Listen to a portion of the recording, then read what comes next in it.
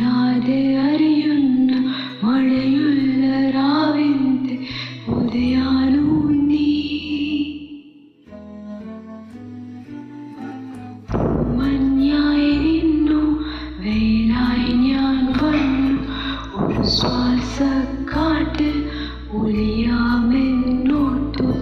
അകലാനോ കലരാനോ കഴിയാതെ നാം